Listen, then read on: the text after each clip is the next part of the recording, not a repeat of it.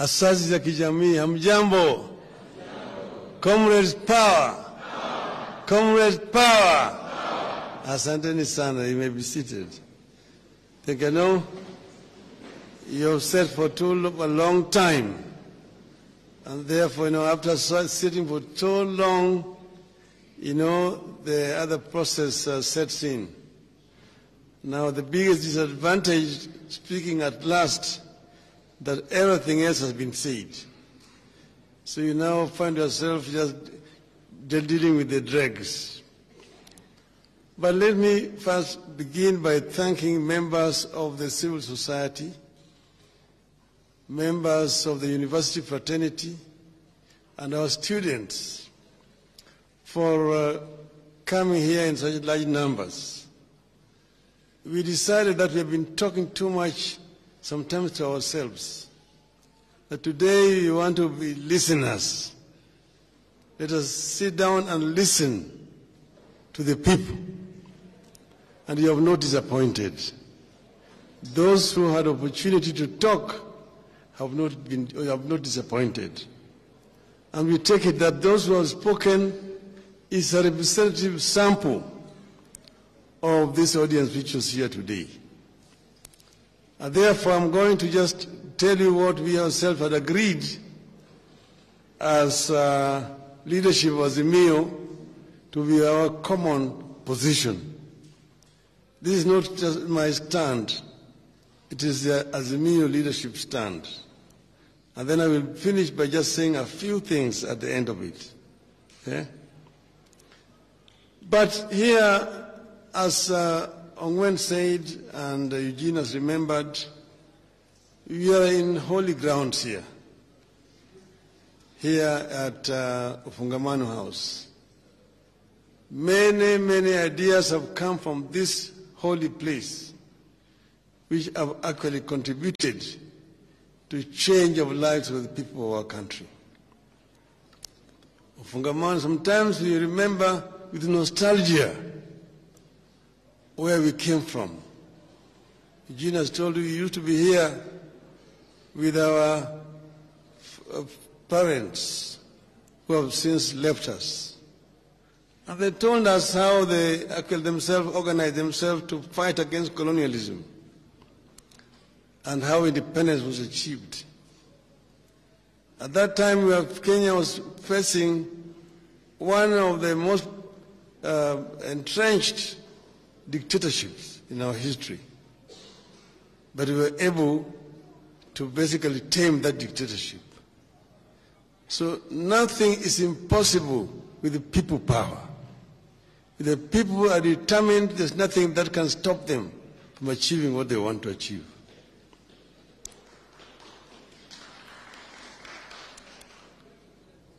Over the decades, this venue has become synonymous with our quest for a more perfect nation.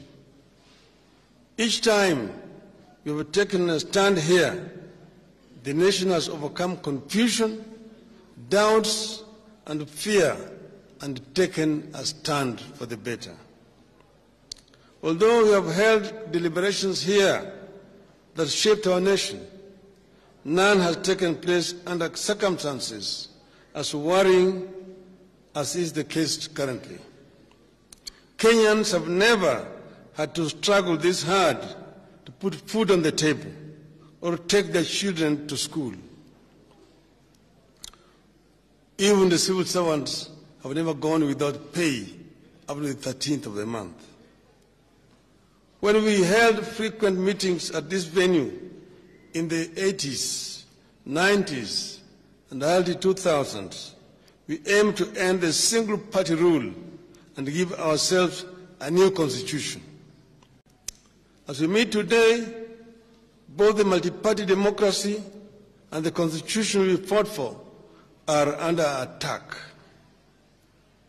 Our electoral system is under attack, and all the work that we have done in creating the Independent Electoral and Boundaries Commission and introducing the use of technology into our elections are clearly going to waste. Despite the constitution that calls for inclusivity in public affairs. The professional civil service that we have tried to build since independence is being dismantled through tribal appointments and sackings. It seems to be the fate of this country that each time we are on the ascendancy, something happens to pull us backwards, and it always begins with elections. The election of 2007 pushed us to the brink, wiped out a thriving economy, and broke the ties that had held Kenya together for decades. This election of 2022 and the regime that emerged from it may be the most regrettable thing to have happened in our country's history. The failures they have recorded in a mere 6 months, including a record of high cost of food and a collapsing economy, should be enough warning that we have to act quickly and decisively. We have been told, and I quote, "The only thing necessary for the triumph of evil is for good men to do nothing. Read also good women," unquote. Our presence here underscores our refusal to be the good people who did nothing and allowed evil to triumph in our country. Something fundamental must give this time round. Otherwise, we could lose a whole country. Our wish is to achieve the overhaul of our state of affairs with the involvement of the people from all segments of our society at every stage. We will engage in the bipartisan process to which we have sent very able and competent representatives. But the people must not be left out or behind. We are not going into this dialogue for deals in smoke-filled rooms. We are going into this to secure and safeguard fundamental life and death gains for the people and the country. Throughout the talks, we expect the people to stand on guard and ensure it's about them and the country. That's why we are gathered here today, so that people can consult and engage and be watchful. We must refuse to be party to the subterfuges of the past that are glossed over and compromised on fundamental issues for expediency. Something fundamental must give this time round, but only if the people stay engaged. We are not going into this to be rubber stamps. One of the things that has clearly been on display ever since these past 6 months is that Kenya Kwanza is a regime of rubber stamps. Subsidies are being removed from food, fuel, electricity, and school fees, exposing people to suffering, and Kenya Kwanza rubber stamps it as okay. They know there was an order for the opening of the IB servers, but the rubber stamp is as okay the refusal to open the servers. They know the buying of MPs to switch sides undermines our hard-won multi-party democracy, but they still rubber stamp it as okay. People are being appointed to and sacked from the civil service on tribal lines, but Kenya Kwanza rubber stamps it as okay. You have not agreed to participate in the bipartisan process to be another rubber stamp for Kenya Kwanza. That has to be understood from the outset. Should the talks falter or bear no fruit because of the grandstanding, lack of openness, lack of honesty, and intransigence of our opponents, the people will have no option but to take their future and that of their country into their hands.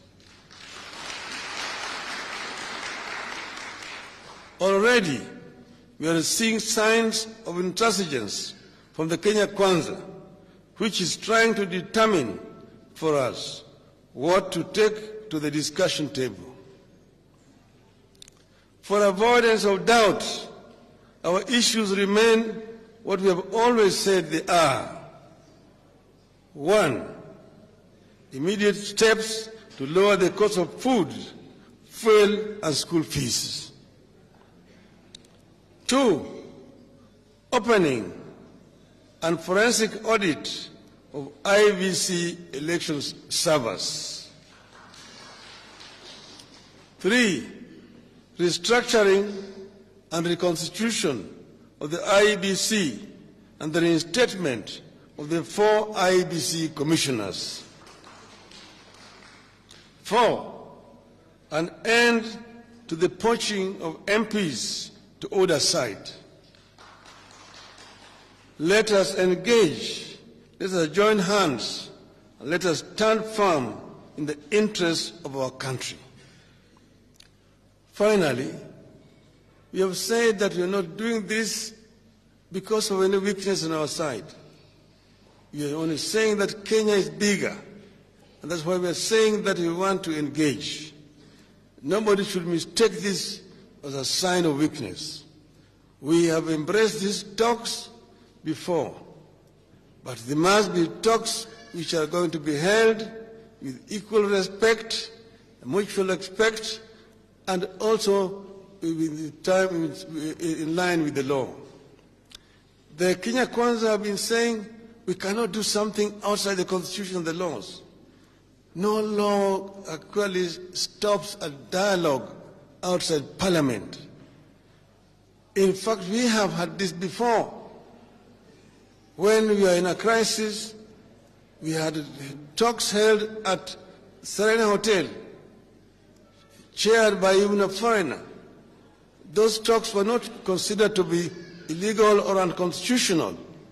In the end, the product was taken to Parliament and approved unanimously by members of Parliament.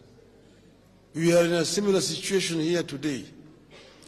The police have shown complete disregard to the lives of our people. Many innocent Kenyans have died. Last week I visited Kenyans in hospitals, Bangati Hospital and Kenyatta Hospital. Young people shot by the police.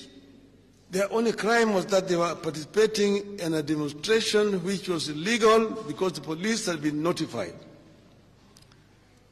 A young man in Kisumu was knocked by police as a police officer. That young man who was knocked in Kisumu, just for the understanding of everybody around here, is my nephew. Actually, not my nephew, my grandson. His mother is my niece. I'm the one who actually recruited him to take him to the police. Then they go and arrest innocent people and charge them with murder. The other Kenyans, journalists, just basically accompanying us when we were demonstrating, have been shot, some of them very seriously wounded by the police. Nothing has happened. So we have said as Azimio that we are going to take this matter to the highest court in the world.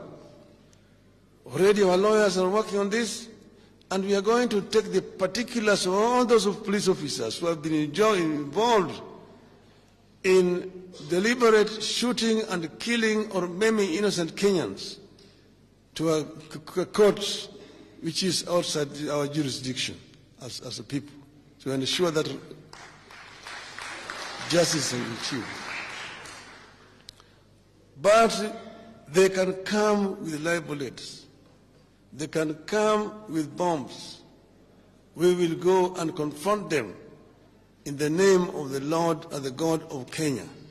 And we are sure, like the biblical David will confront Goliath, and we know what will happen to Goliath. So we, therefore, want to thank all of you for coming.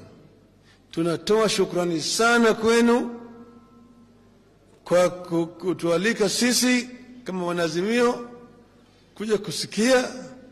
Tumesikia yale mnayosema yote na tutayabeba. Lakini vile vile tunasema Wakenya hawezi kutishwa. Wakenya watasimama imara. Wakenya wataendelea. Sasa tumekubali mazungumzo ziendelee. Lakini mimi nakubaliana na pendekezo ambayo imetoka hapa siku ya leo. Ati mazungumzo yaendelee. Mazungumzo yaendelee na maandamano sambamba.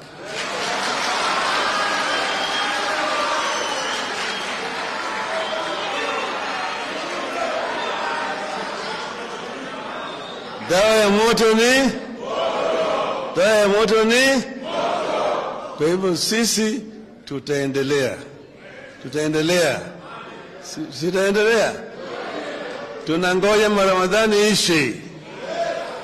Ramadhani kisha namna hii tutatangaza.